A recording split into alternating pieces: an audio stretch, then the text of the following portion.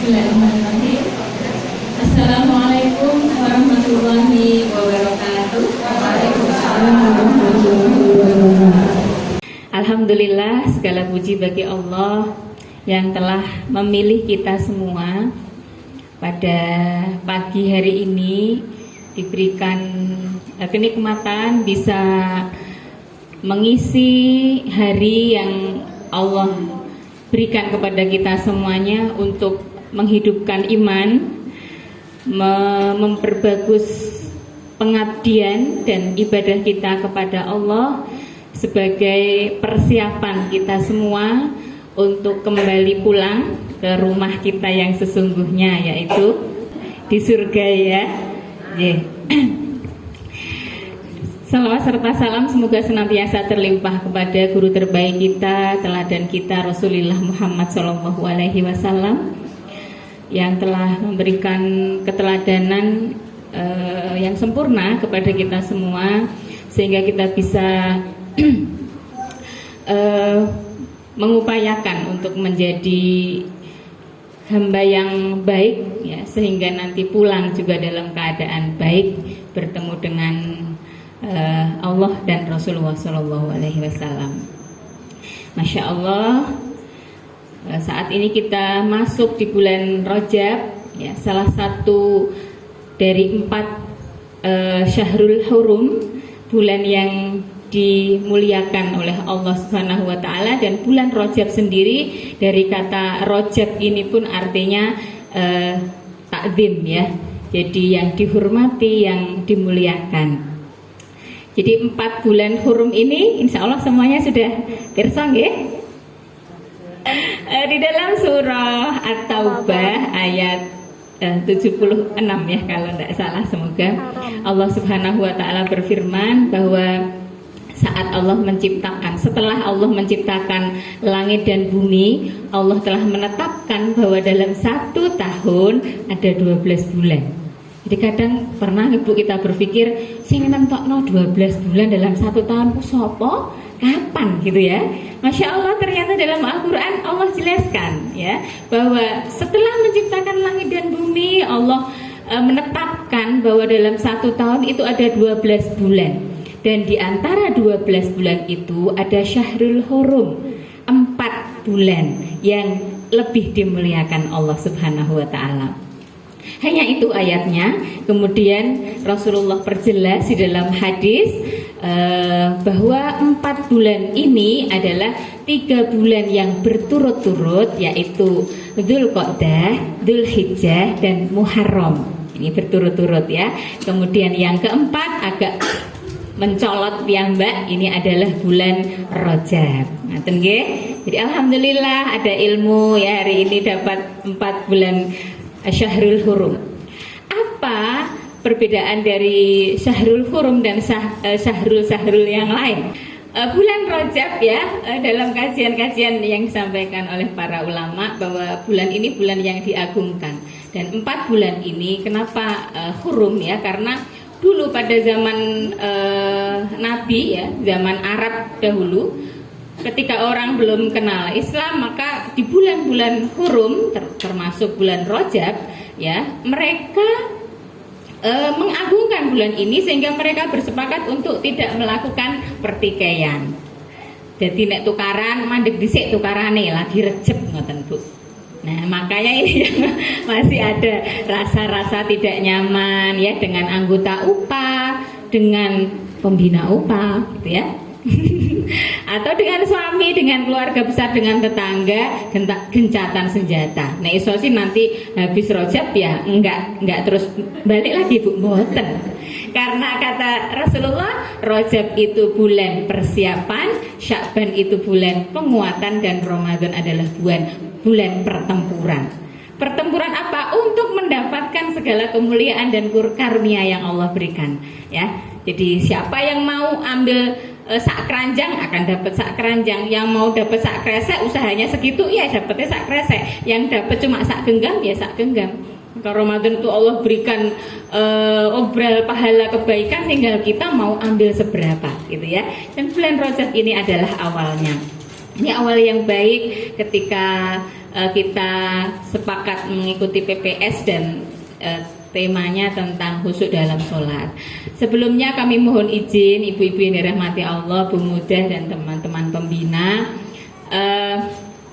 yang bicara di depan ini ya bukan berarti yang sudah khusyuk sholatnya, ya, tetapi kita sama-sama berusaha, berikhtiar, berproses untuk menuju ke sana, ya.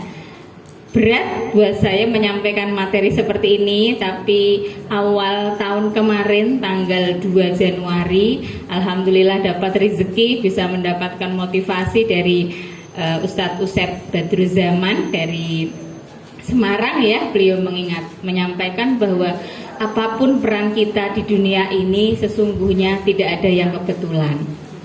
Teman-teman hadir di sini bukan kebetulan, ya. Tetapi ini merupakan pilihan yang Allah berikan kepada kita untuk bisa hadir di sini. Yang menyampaikan saya, tapi sesungguhnya saya hanya perantara. Sesungguhnya Allah lah yang sedang menyampaikan ayat-ayatnya kepada kita semua yang hadir di sini, terutama saya.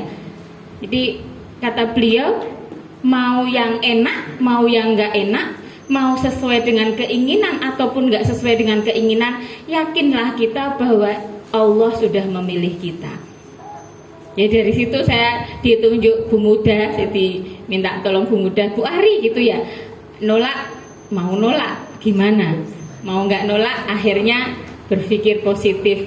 Mungkin karena saya sholatnya masih, kata Allah, harus diperbaiki, ya. Maka Allah meminta saya lewat perantara Bu Mudah disuruh ngisi, diminta ngisi materi khusyuk dalam sholat, ibu-ibu, ya.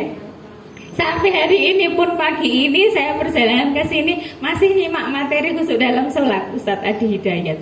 Takut saya kalau menyampaikan, karena memang Allah menyampaikan apa yang kamu sampaikan harus apa yang kamu lakukan, gitu. Sehingga terus berbekal cari-cari dari Ustadz Adi Hidayat, dari ustadz-ustadz yang lain dalam rangka untuk menyemangati diri saya sendiri, dan semoga bisa membantu kita semua yang hadir di sini. Dan ini bukan karena saya, tetapi Allah yang sudah mentakdirkan kita. Jadi mari kita bersyukur kepada Allah. Alhamdulillah, ya, tidak ada yang kebetulan. Jadi kita hadir di sini semoga dalam rangka untuk menyempurnakan persiapan kita untuk menuju Ramadan, ya. Bulan Rajab, ya, seperti itu. Jadi bulan di mana, ya, 4 bulan ini ketika seseorang beriman melakukan amal soleh, maka Allah lipatkan pahalanya. Sebaliknya, apabila ada orang-orang yang melakukan kemaksiatan, melakukan dosa-dosa, maka pahalanya juga, dosanya juga dilipatkan.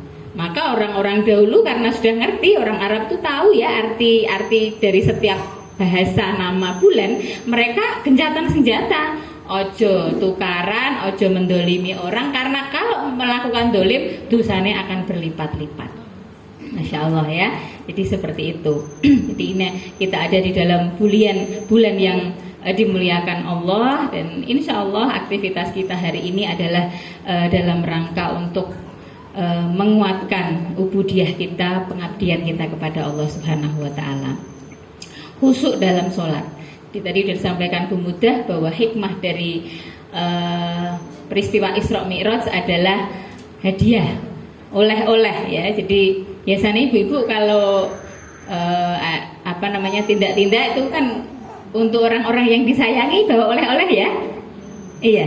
Jadi Isra Mi'raj itu kan sesungguhnya kalau kita baca sirah itu, ya, karena Rasulullah sedang dirundung duka. Rasulullah itu juga manusia biasa, ada rasa sedih ketika ditinggal orang-orang yang dicintai, ya. Ibunda Khadijah radhiyallahu anha dan paman beliau Abu Thalib, ya. Maka dalam kesedihan itu Allah memperjalankan beliau. Nek bahasa kita sekarang dipiknik, no. Piknik, ya, diperjalankan. Jadi perjalanan itu adalah sebuah bentuk hiburan, ya, hiburan. Tapi kita jangan berhenti pada hiburan itu, ya. Saya kemarin ngisi PKK, saya bilang kalau ibu-ibu, karena di PKK saya bahas piknik kemarin, ya, kepengen piknik gitu, ya. Jangan sampai kita berhenti pada pikniknya saja. Ya, tetapi setelah piknik, hikmah apa yang kita dapatkan saat piknik itu? Lihat apa di perjalanan, ada kejadian apa di saat kita ada di lokasi itu, apa yang kita dapatkan? Membaca ayat Allah kah, makin bersyukurkah, menjadi kecil di hadapan Allah dan yang lain-lain. Itulah sesungguhnya buah hikmah dari sebuah perjalanan gitu. Ya, tanyai bar piknik untuk apa mah, untuk apa mi gitu ya. Kesel gitu ya. Karena nggak dapat hikmahnya, kesel jebule ya piknik ya. Apalagi sebelahnya muntah-muntah malah ngurusin ngurusin tanggane gitu ya. Insya Allah ngurusin muntah-muntah itu ketika Allah memilihmu berdampingan dengan teman yang muntah-muntah alias mabuk darat, itu sesungguhnya nikmat gitu. Kalau kita mau ambil hikmah, kalau enggak ya itu tadi capek ya, nggak jadi refresh ya, nggak jadi refresh malah ngerumati wong loro. Tapi kalau kita ambil hikmah, oh masya Allah ya. Ngaten. Jadi orang kalau perjalanan itu kepada orang yang disayangi ada oleh-oleh. Maka Rasulullah hikmah dari Isra Mi'raj adalah perintah sholat ya, perintah sholat. Dan ini hikmahnya apa? Ya, ketika Rasulullah bersedih hati, ketika Rasulullah ada permasalahan, ternyata Allah memberikan solusi. Solusinya adalah sholat, gitu ya, sholat. Nah, maka oleh-oleh ini nggak cukup hanya untuk Rasulullah saja, tapi kemudian diperuntukkan kita semua umat beliau. Maka menjadi penting kita belajar agar sholat yang Allah perintahkan kepada kita, yang sudah kita lakukan bertahun-tahun. Ini yang hadir yang paling muda umur berapa ya? 10 tahun? Yang pegang HP itu umur berapa sayang? Ya, belum ikut upah ya? Atau ikut upah sama uminya ya? Ya. Sudah 10 tahun lebih kita dari sejak akil balik, di mana setiap amal diperhitungkan oleh Allah ya, kita udah sholat. Bertahun-tahun kita sholat. Berapa sholat kita yang benar-benar ya menjadikan kita tenang ketika selesai sholat?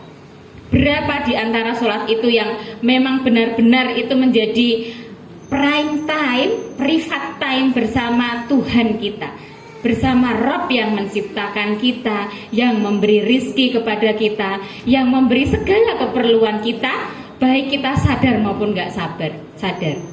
Nah itu, jadi makanya belajar seperti ini menjadi penting ya. Baik, sholat ya, ini sesuatu yang sudah sangat familiar karena sudah kita lakukan bertahun-tahun ya. Tetapi kita perlu refresh, perlu review kembali tentang sudahkah sholat kita benar-benar berdampak ya bagi kehidupan kita. Sholat ya, sholat adalah zikir yang paling utama, ibadah yang paling utama. Kenapa utama? Karena di dalam sholat terkumpul berbagai aktivitas kebaikan yang tidak bisa kita lakukan di ibadah yang lain. Apa teman-teman, ibu-ibu kira-kira aktivitas yang terkumpul dalam sholat itu apa saja? Ada zikir, baca tasbih ada, tahlil ada, istighfar ada, kemudian apa lagi Bu? Sholawat ada. Bagus, ada lagi? Ya. Bacaan Quran ada? Ada. Ya, minimal surah Al-Ikhlas dan An-Nas. Loh, kalau nggak hafal Bu Ari, Al-Fatihah itu juga surah Al-Quran. Boleh kalau memang nggak hafal surat yang lain, tapi iman-iman gitu. Karena setiap huruf yang kita baca dalam sholat ya, itu dilipatkan dibanding kalau kita baca di luar sholat. Masya Allah. Kenapa? Karena kalau sholat pasti wudhu, begitu ya. Kemudian apa lagi Bu? Ada aktivitas apa lagi selain itu? Ada berdoa, Rabbil firli warhamni wajburni. Ada lagi yang lain apa lagi Bu? Apakah bacaan saja?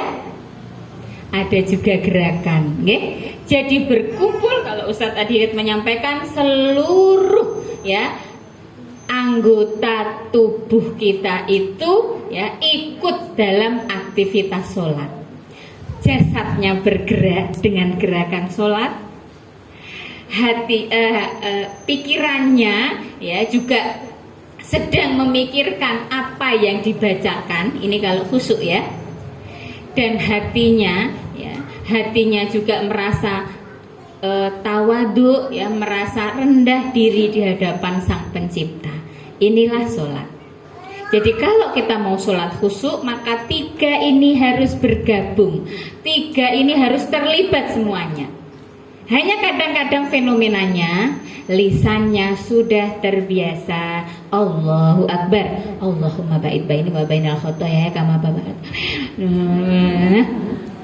Alhamdulillahirabbil alamin arrahmanirrahim maliki yaumiddin ya kana berdua ya kana sana maladolin.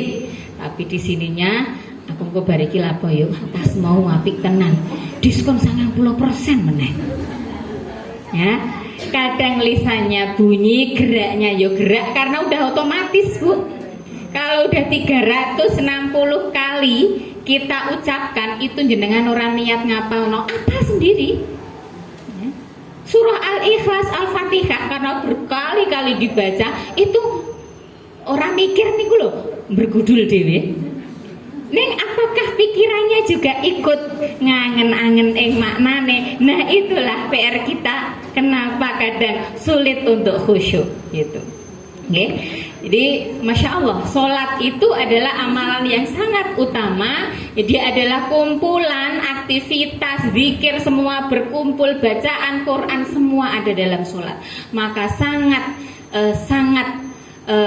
wajar apabila Allah Subhanahu wa Ta'ala melalui Rasulullah menyampaikan bahwa amalan yang pertama kali dihisab oleh Allah nanti di yaumil qiyamah, yaumil akhir adalah sholat. Barang siapa yang sholatnya benar itu berarti khusyuk ada di sana, ya, hadir hati, hadir pikiran, ya, jasad juga tidak kakian obat, ya. Maka insya Allah ya akan selamat amal-amal yang lain. Maka sholat adalah zikir yang paling utama. Zikir artinya mengingat, ya, mengingat. Ibu panjenengan kalau ingat sesuatu itu biasanya yang sudah dikenal atau yang belum dikenal, Bu, yang diingat itu. Kira-kira ada nggak sesuatu belum kita kenal, kok terus kita teringat-ingat, terbayang-bayang, itu mungkin nggak? Mungkin, Bu. Nopo contohnya, Bu? Kita belum tahu nih keling-kelingan gitu. Ada nggak? Ingat sesuk ujian. Itu berarti kemarin sudah ada informasi bahwa mau akan ujian, betul? Berarti setiap kita mengingat sesuatu pasti sudah ada informasi yang masuk ke diri kita tentang sesuatu itu. Dulu waktu mau ta'aruf ingat sama calon si dia gitu ya. Itu kan karena udah dikenalkan, minimal lihat fotonya. Meskipun nggak ketemu orangnya. Ada yang begitu? Ketemu juga boleh kok. Ya, saya ketemunya itu setelah datang ya. Maksudnya sebelumnya ya cuma foto aja. Tapi begitu lihat foto, tahu nama, lulusan mana, omahe ning ndi, itu jadi ingat karena udah ada informasi masuk, betul? Udah kenal meskipun belum ketemu, ya. Maka berzikir ya, itu hanyalah sesuatu yang sudah kita kenal. Maka untuk bisa zikir kepada Allah dengan zikir yang benar, maka kita harus mengenal Allah Subhanahu wa Ta'ala. Maka di dalam ayat Al-Quran sangat banyak sekali Allah memperkenalkan zatnya kepada kita semua, ya. Ini saya akan bacakan beberapa ayat ya, yang ini hanya beberapa ya, lebih banyak lagi ada dalam Al-Quran. Maka sangat dianjurkan ya, bahwa Quran itu bukan untuk dibaca agar dapat pahala ya. Membaca Quran, membaca bacaan yang benar, Bismillahirrahmanirrahim, Alhamdulillahirabbil alamin, itu baru tilawah, itu baru tahap pertama. Kalau mau meningkat lagi lagi interaksi kita dengan Al-Quran, agar Al-Quran memberi syafaat buat kita, nggak cukup baca. Berarti yang kedua, tadabbur, tahu maknanya. Ya, karena qadarullah kita bukan orang Arab yang langsung otomatis tahu, faham bacaan Quran yang kita baca. Itu ya. Jadi yang kedua, tingkatan yang lebih tinggi, Bu, kelasnya itu adalah tadabbur, mengetahui artinya. Ya, seperti itu. Dan selanjutnya kemudian ada menghafalnya, menjadikan itu hukum, dan yang ketiga menjadikan Quran itu sebagai panduan kehidupan. Apa-apa Quran, apa-apa mana Quran, mana Allah memerintahkan gitu ya. Nah, dalam Quran Allah berfirman dalam surah Toha ayat 14, sesungguhnya aku ini adalah Allah ya. Tidak ada Tuhan selain aku, maka sembahlah aku dan laksanakanlah sholat untuk mengingatku. Nah, kata Allah, kalau mau ingat Allah, lakukan sholat gitu. Ya, jadi sudah jelas ya bahwa sholat ini menjadi penting karena untuk mengingat Allah, menyembah Allah adalah melalui sholat. Tidak ada yang disembah atau diagungkan selain Allah Subhanahu wa Ta'ala. Sholat sama dengan mengingat. Ya. Kenapa nggak khusyuk? Karena ingatan kita tidak lagi kepada Allah, maka nanti hikmah sholat nggak akan kita dapatkan ketika kita sholatnya nggak kena. Bahasanya mancing itu ranyantol gitu. Orang mancing tujuannya apa, Bu? Tahas pokoknya asik aja Bu Ari, enggak ya? Mancing itu dalam rangka pengen dapat yang dipancing, ikan gitu ya. Maka sholat itu nanti akan ada yang kita pancing. Apa pancingannya? Untuk dapat apa? Pertolongan dari Allah, solusi atas segala masalah, ketenangan jiwa. Itu yang mau kita dapat.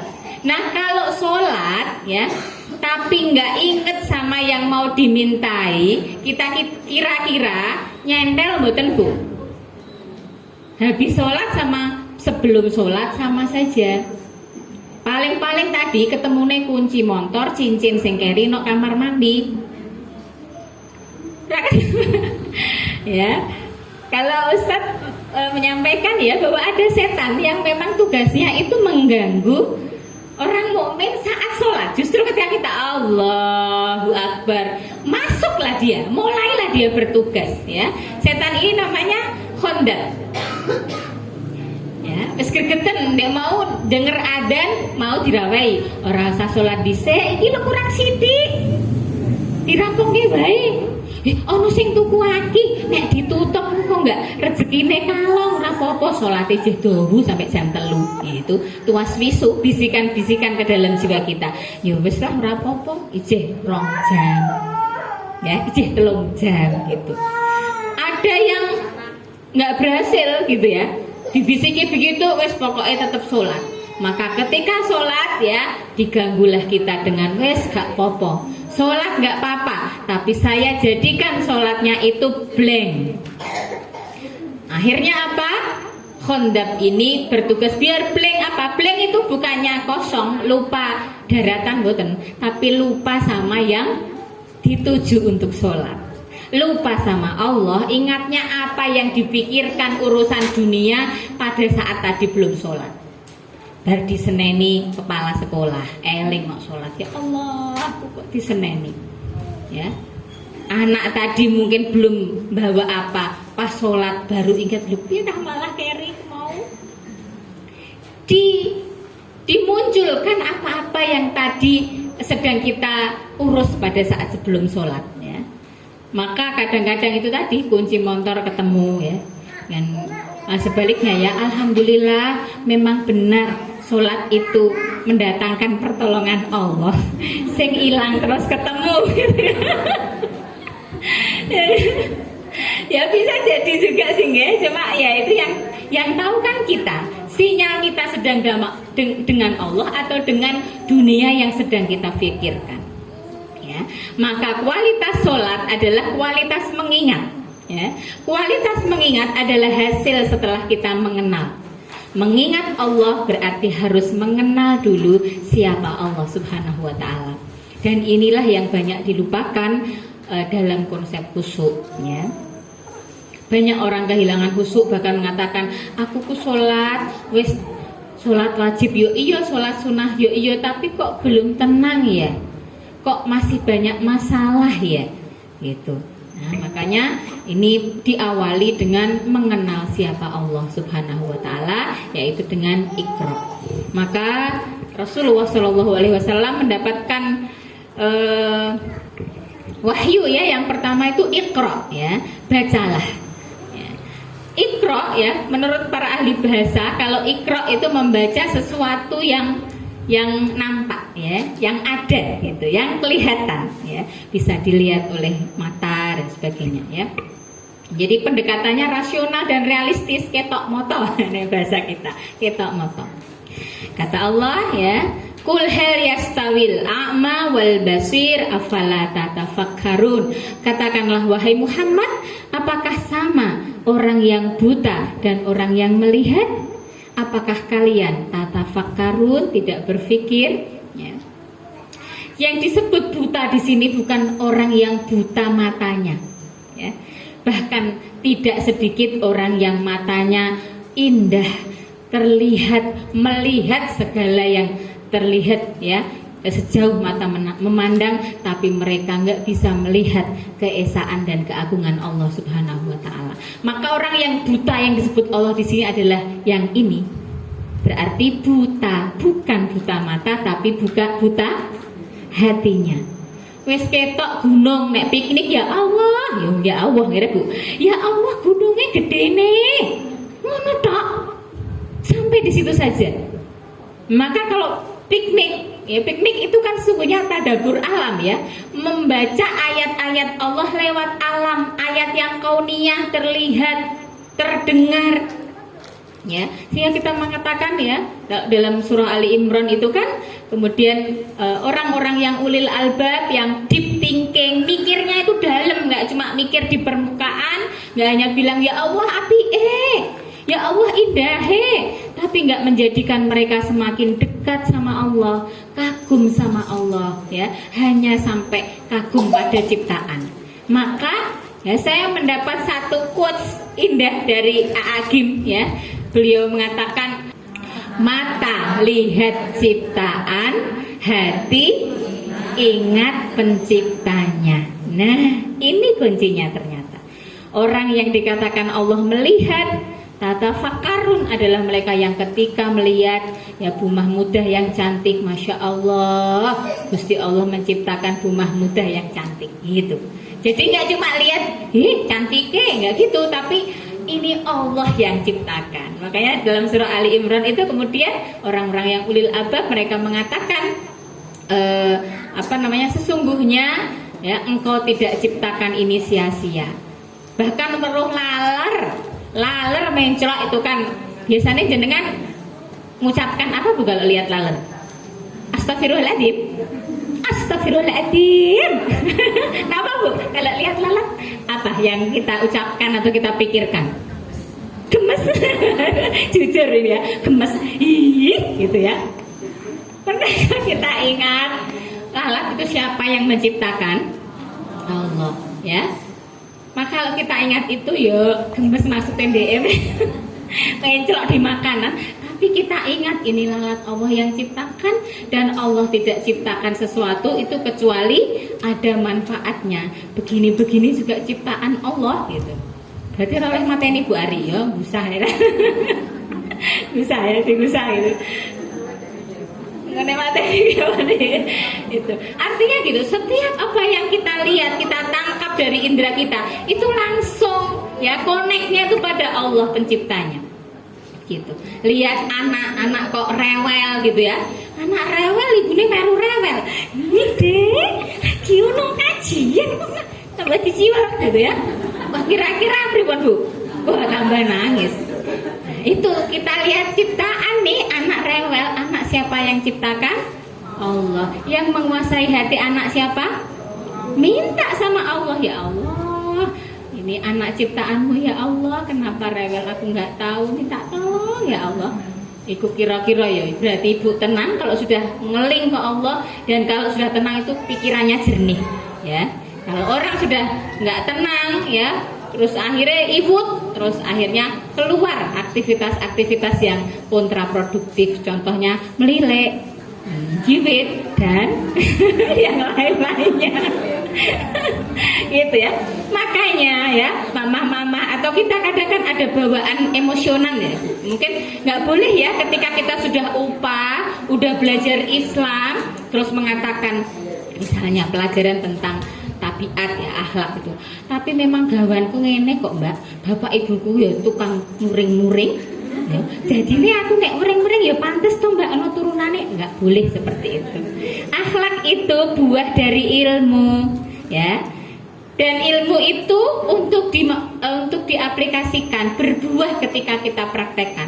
Maka ketika kok kita emosian ya, dulu ngaji belum ikut upah, sekarang udah ngaji bahwa la taghdab wa lakal jannah, minta tolong sama Allah, ya Allah ya, aku ini ciptaanmu, aku dalam kekuasaanmu, tolong bantu saya untuk bisa mempraktekkan akhlak pengasih, penyayang, penyantun seperti Rasulullah SAW.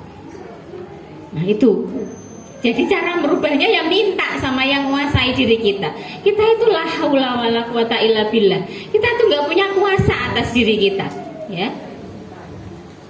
Jadi bisa kita berusaha, tapi kalau Allah menghendaki, ya misalnya haji mau pilek, ya, terus minum apa-apa, nek memang Allah kersake pilek, ya pilek aja. Nggak usah ya Allah, aku harus ngombe obat kok jadi pilek, herbal 10 tak ngombe kabeh kok jadi pilek. Loh memang itu Allah kersake kita sakit, maka ridho. Ya Allah, aku sudah ikhtiar, ya ikhtiar itu semoga jadi amal. Ternyata masih sakit, maka aku ridho ya Allah. Mungkin ini penghapus dosa-dosaku. Lu podo-podo berobat, ngombene herbali ya podo. Sing siji 5 dino rampung sehat ya, kemarin waktu Covid ya. Banyak teman-teman yang kena, ridho. Obatnya sama, dokternya sama, kok kono sembuh saya nggak sembuh. Kono mari kene mati. Ya Bu. Ridho lah, siapa yang menggenggam jiwa kita? Jadi yang membuat hidup itu bukan obat. Terus obat itu buat apa Bu Ari dibeli? Untuk ikhtiar jadi amal soleh. Keyakinan yang menyembuhkan hanya Allah. Gitu.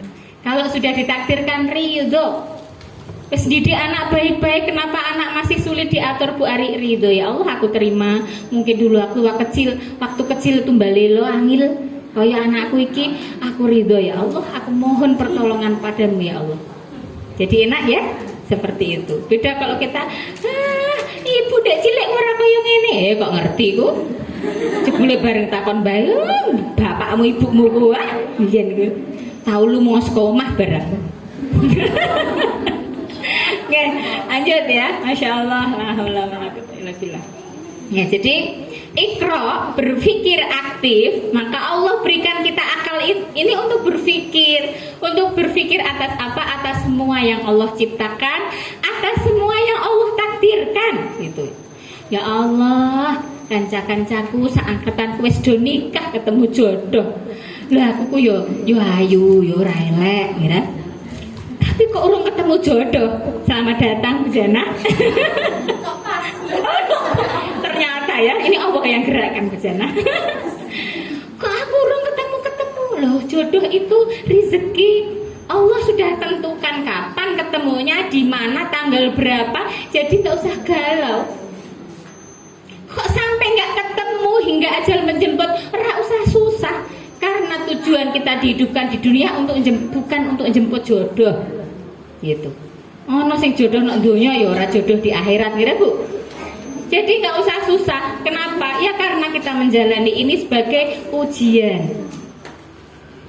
Kalau ujian itu yang kita temui itu sesuatu yang mengenakkan apa nggak mengenakkan? Ujian itu loh Bu, kata ujian. Kalau anak ujian, kita mau ujian tuh ya, mau lulus kan, mau naik tingkat, mau upgrade. Ujian. Biar ujiannya lulus, itu apakah kita leha-leha, enak-enak, mangan-mangan, terus esok mangkat ujian terus lulus, kira-kira begitu atau temenanan, sinau, ndonga, takon-takon sing wis tau ujian, kira-kira yang mana Bu? Nah, nek mau sukses, berarti mau sukses ujian itu bekerja keras atau bersantai-santai? Bekerja keras. Itu sudah sunnatullah, hukum alam begitu. Tanya orang yang sukses dalam dunia bisnis, apakah terus nyelingkrik ujuk-ujuk laris manis? Enggak, dari sedikit-sedikit, kadang-kadang diwelehno wong, diremehkan, dodolan kok kaya ngono, kapan payune lho. Kira ternyata Allah takdirkan pada saatnya akan sukses.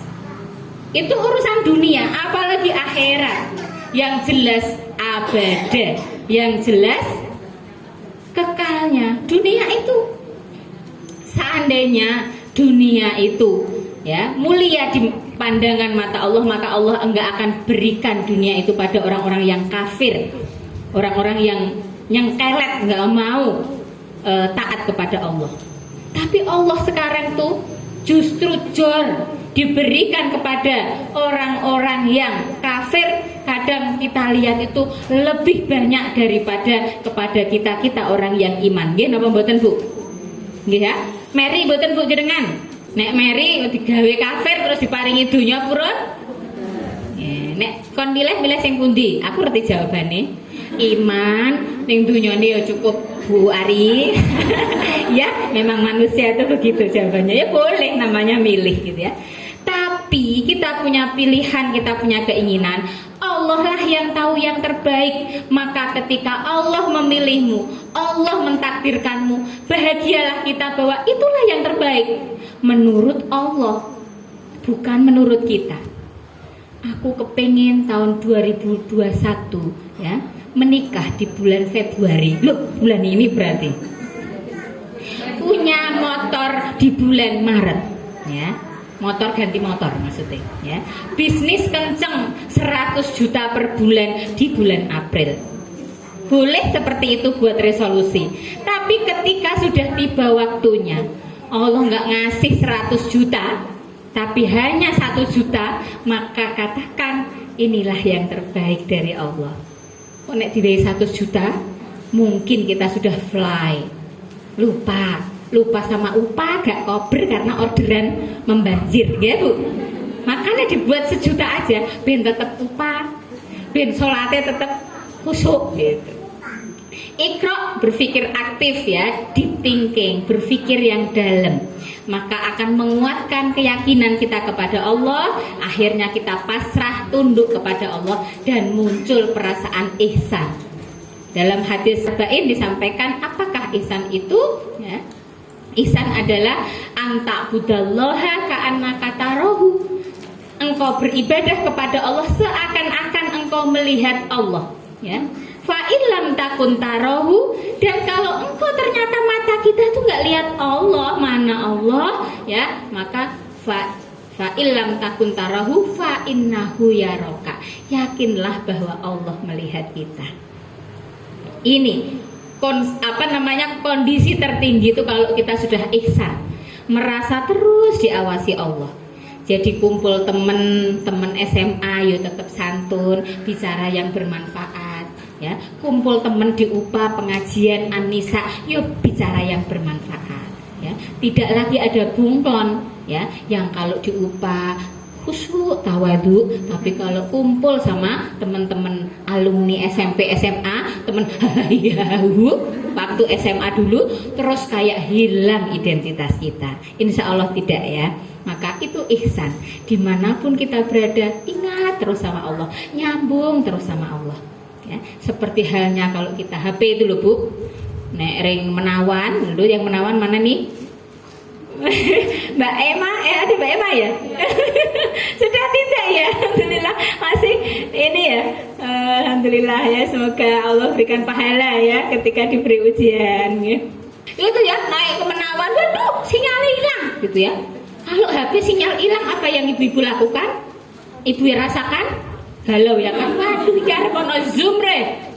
Harap ono Zoom malah ngene. Saya pernah diratawi itu sambil nyambi diklat ya. Wih, itu sinyal keluar masuk begitu. Nah ini kalau sinyal HP hilang kita galau, kalau sinyal dengan Allah hilang kita bagaimana? Ya itu ya pertanyaan-pertanyaan yang harus kita jawab. Maka kita bersyahadat setiap minimal saat sholat. Maka kita berkeyakinan apa yang aku yakini, apa yang aku akui dan apa yang aku saksikan ya. Nah, maka iqra atau syahadat ini merupakan proses melihat, berpikir terhadap tanda-tanda kebesaran Allah. Mata lihat ciptaan, hati ingat pencipta ya. Catat. Maaf ya, kakean gue ini. Biar nggak ngantuk. Nah, maka alam semesta yang Allah bentangkan di muka bumi ini semua ciptaan Allah. Mau di mana kita berada, semua ciptaan Allah. Jadi nggak mungkin kita hilang connect kalau kita tahu bahwa alam semesta ini dan segala isinya Allah yang menciptakan. Jadi mau piknik ingat Allah, pergi ke pasar ingat Allah, ketemu Mas Bojo ingat Allah, ya, ketemu ta'arufan ingat Allah, gitu loh. Jadi kumpul sama teman ingat Allah, maka mata kita jaga, ya. Yang menjaga pandangan tidak hanya yang belum nikah ya, yang sudah nikah juga harus jaga pandangan. Dan jaga pandangan sekarang nggak harus ketemu langsung. Buka Facebook orang, Instagram orang, ternyata cowok, loh jebule iki cowok yang dulu kita kagumi. Nah, itu mau dipilih atau mau dibuang, ini pilihan gitu loh. Ya, itu kalau sudah ada getaran jiwa, ya nada-nada cinta, lagune itu ya. Ada getar-getar tipis-tipis, maka hati-hati, ini getarnya untuk Allah atau enggak. Kalau enggak, lah buang, pindah. Ketok api bu kontene halah jenenganku ndelok sing gawe, buang aja. Itu sebenarnya hati seorang imam itu sudah ada sinyal. Sinyal itu harus kita dengarkan. Kadang kan gitu sinyalnya kok ketok rasane piye ya, alah ora apa-apa ya, dihibur kadang-kadang nanti akhirnya akan keberlanjutan. Maka siapakah Allah? Allah adalah Rabb kita yang menciptakan kita, memiliki kita, mengatur kita, menata ya. Kita itu apa? Bisa apa? Ini jantung berdetak, darah mengalir, bukan kita, tapi Allah yang menggerakkan. Kalau kita sadar, nggak usah jauh-jauh mikir awake dhewe ya. Mata tiba-tiba esok mak biak. Itu nek karena tiap hari begitu kan biasa ya Bu. Tapi kalau ingat ya Allah ada yang bangun itu nggak bisa dengar ya. Yang pernah asam urat biasanya tangi itu jelok ke kamar mandi, tiba-tiba mau jalan kaku kabeh gramah, nek gitu lagi ingat ya Allah ya, maka bangun itu ahyana, alhamdulillah, segala puji bagi Allah yang menghidupkanku ba'da ma'amatana, setelah aku mati ya. Lu wong mati saat tidur kita nggak sadar, Allah masih pompa jantung kita, masih beredar darah kita dan masih bernafas kita, sehingga Allah kemudian mempersilahkan kita untuk hidup kembali. Mau ayat yang mana lagi yang harus ditunjukkan kepada kita agar kita itu ingat kepada Allah Subhanahu wa taala. Gitu. Ya. Allah yang menghidupkan kita, Allah yang memelihara kita, menentukan kita, menguasai kita, dan akhirnya nanti Allah juga tempat kita kembali. Wa ilaihi turja'un. Maka seluruh alam semesta ini ya semuanya bertasbih kepada Allah. Gunung-gunung ya, binatang, tanaman bertasbih kepada Allah, dan mereka itu tidak lebih sempurna dari kita. Kita diberi kesempurnaan, tapi kadang-kadang kita yang manusialah yang kadang-kadang kufur terhadap nikmat dari Allah itu. Maka seharusnya akal yang Allah berikan kepada kita, panca indera, ini sebuah kenikmatan, dan materi alam semesta yang ini semuanya Bu disediakan Allah untuk kita, untuk manusia. Apa yang enggak untuk kita? Tanaman kita makan ya, sampai di dalam bumi itu juga kita pakai semua, kita makan semua, bukan batu baranya dimakan ya, tapi didol, diwitit, mangan, ngoten lho Bu maksudnya. Apalagi yang enggak untuk kita? Tanaman untuk kita, binatang ya, binatang yang sebanyak itu boleh dimakan kecuali yang haram gitu, manusia itu yang halal luwih akeh iji do milih sing haram. Ya. Seperti itu. Maka semuanya itu harus digerakkan untuk menjadikan hati ini terkoneksi kepada Allah Subhanahu wa taala, ingat kepada Allah Subhanahu wa taala. Ya. Zikir mengingat Allah, ya, mengenal, step yang pertama adalah mengenal Allah. Setelah kenal Allah pasti akan ingat pada Allah. Dan milik Allah lah kerajaan langit dan bumi, dan Allah Maha Kuasa atas segala sesuatu. Jadi kalau kita kagum pada seseorang, jangan berhenti di situ. Hebatnya orang itu, ya. Siapa yang menciptakan orang itu? Allah. Maka Allah lebih hebat. Akhirnya muaranya pada Allah. Sungguh dalam penciptaan langit dan bumi dan pergantian siang dan malam ada tanda-tanda kebesaran Allah bagi orang yang berfikir. Ya.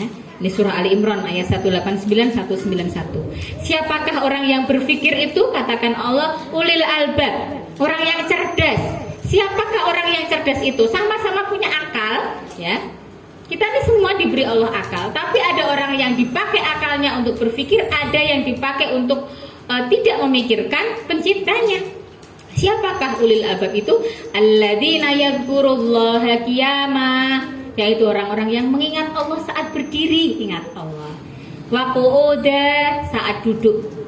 Wa ala junubihim, dan saat berbaring ingat Allah terus. Allah terus, Allah lagi, Allah terus, Allah lagi.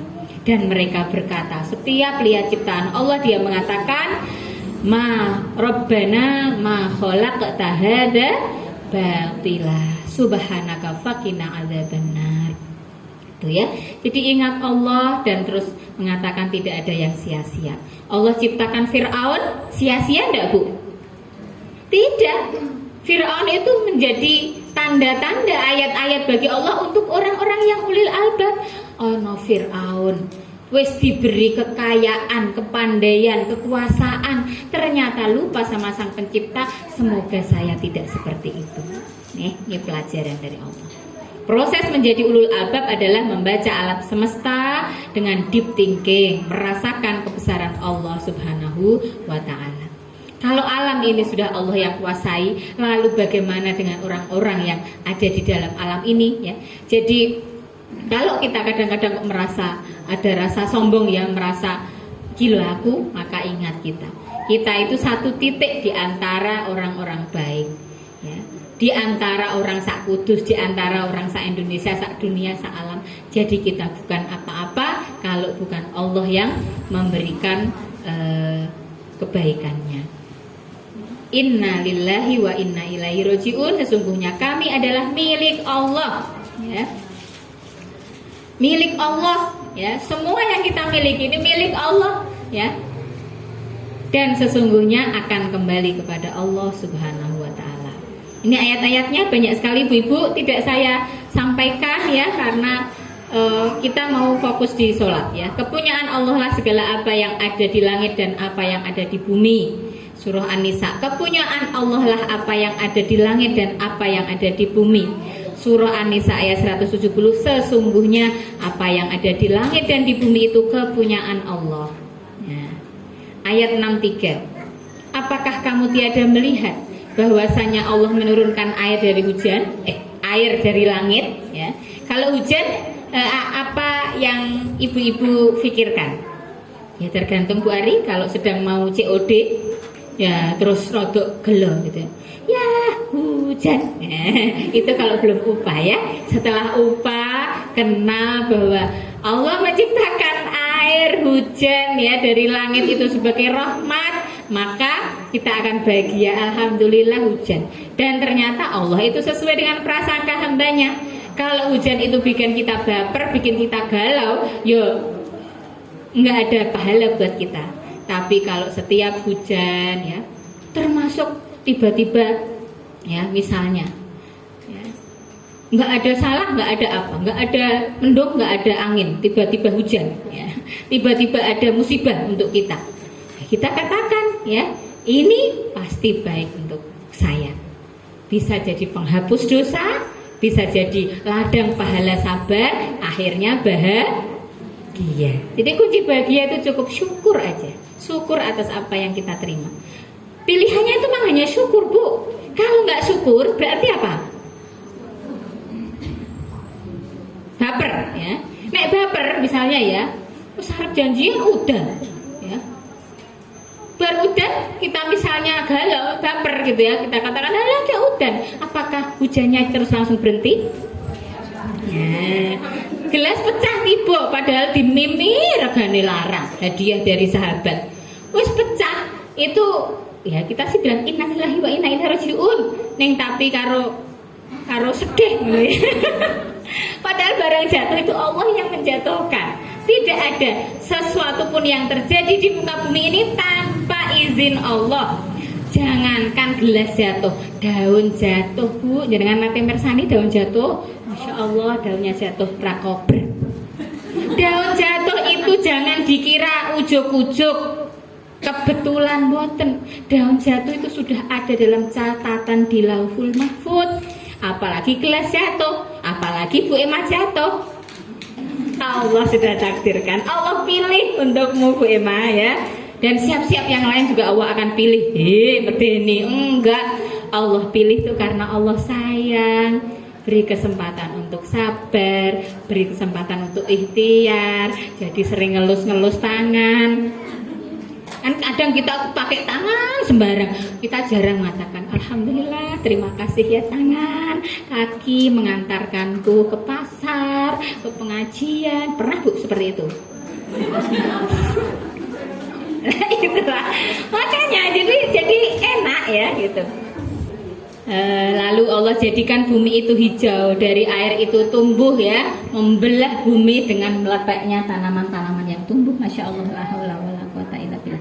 Nah ini nggak habis kalau kita sampaikan, maka yang selanjutnya kembali ke khusyuk dalam sholat.